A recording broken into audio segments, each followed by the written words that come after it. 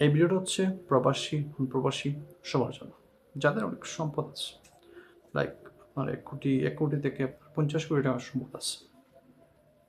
এখন মেইন যে সমস্যাটা হয়, বাবা যে সম্পদ রেখে যায়, সন্তানরা অনেক সময় সেই সম্পদকে আসলে নষ্ট করে ফেলে একটা টাইমের পরে। সেল আউট করে ফেলে বা টুকরো, টুকরো হয়ে যায় সম্পদটা, যার কারণে এটা ভ্যালু থাকে না সেরকম। দ্বন্দ্ব লেগে যায় ছেলে-মেয়ের মধ্যে। দ্বন্দ্ব থেকে সম্পদটা বিক্রি হয়ে যায়। সবাই টাকা নিয়ে চলে যেতে চায়। এখন আপনি এত কষ্ট করে সম্পদটা জমা দেন, এটাকে সেভ করবেন কীভাবে? যাতে জেনারেশন টু জেনারেশন সবাই এটার ফল ভোগ করতে পারে। এখান থেকে বেনিফিটস দিতে পারে। এটা যাতে বিক্রি না হয়, কোনো দখল না হয়ে যায়। কীভাবে করবেন? এটার একটা রাস্তা আছে। এইসব থেকে বাঁচানোর একটা পন্থা হচ্ছে ট্রাস্ট তৈরি করা।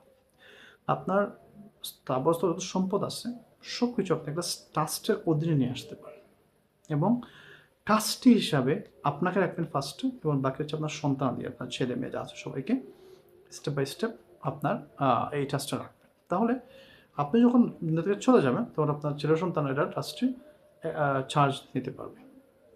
আপনি যখন জীবিত আছেন, আপনি এটাকে পরিচালনা করবেন। আপনি চলে যাবেন, আপনার সন্তান এটাকে পরিচালনা করবে। কিন্তু কি করতে পারবে না? যদি আপনি ট্রাস্ট গ্রহণ করে যান, তাহলে এটাকে সেল করতে পারবেন ১ নম্বর। এটাকে লিজ দিতে পারবে, ভাড়া দিয়ে ইনকাম করতে পারবে, কিন্তু এটা সেল করতে পারবে না। এবং যে ইনকামটা হয় পুরো বৎসরে, সেটা এই যে ট্রাস্টের মধ্যে ভাগ হয়ে চলে যাবে। এরকম থাকবে। এখন এটা খরচটা কীরকম হয়? খরচটা যদি আমি বলি, তাহলে সরকার ২% খরচ নেয়। ২% ট্যাক্স নেয় আর কি।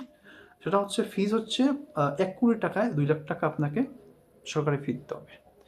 আরও ২% দিতে হবে স্টাম্প ফি। ঠিক আছে? স্টাম্প ফি ২%। এই হচ্ছে ৪ লাখ টাকা। প্রতি ১ কোটি টাকায় আপনাকে ৪ লাখ টাকা সরকারি ফি দিয়ে আপনি ট্রাস্ট গঠন করতে পারবেন।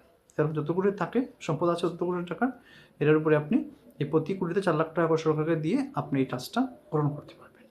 এবং এটা আপনি নিশ্চিত থাকবেন যে আপনি মারা যাওয়ার পরেও জেনারেশন টু জেনারেশন এটা ভাড়া নিয়ে পুরো ফল ভোগ করতে। আপনার বাসায় অথবা শহরে ১০-১৫টা বিল্ডিং আছে বা ২টা বিল্ডিং আছে, অনেক বড় একটা মাছের খামার আছে ৫০-১০০ বিঘা জমিতে। এই সবগুলো যদি আপনি রেখে যান ট্রাস্টের অধীনে, এটা কেউ সেল করতে পারবে না। আপনার নাতি-নাতনি কেউ সেল করতে পারবে না। যারা ট্রাস্টি হয়ে আসবে নেক্সট, ওরা জাস্ট এটাকে ভাড়া দিয়ে এবং লিজ দিয়ে এখান থেকে টাকা ইনকাম করতে পারবে। এটা সেল করার কোনো অপশন নাই। রিসেন্টলি একটা ঘটনা শুনছিলাম অনেক আগে, যে সিলেটে একটা চা বাগান একজন বড় রিচ মানুষ দখল করতে চাচ্ছিলেন, কিন্তু তিনি দখল করতে পারেন নাই, কারণ এটা ট্রাস্টের নামে ছিল। এটা দেবতার নামে উনি ট্রাস্ট করে ট্রাস্টি হিসাবে তার সন্তানদের দিয়ে গেছিল। উনি দখল করতে পারে নাই, উনি লিজ নিয়ে পরে ব্যবসা করছিল। সো ইমাজিন করেন, আপনার শুধু সেভ করতে চান,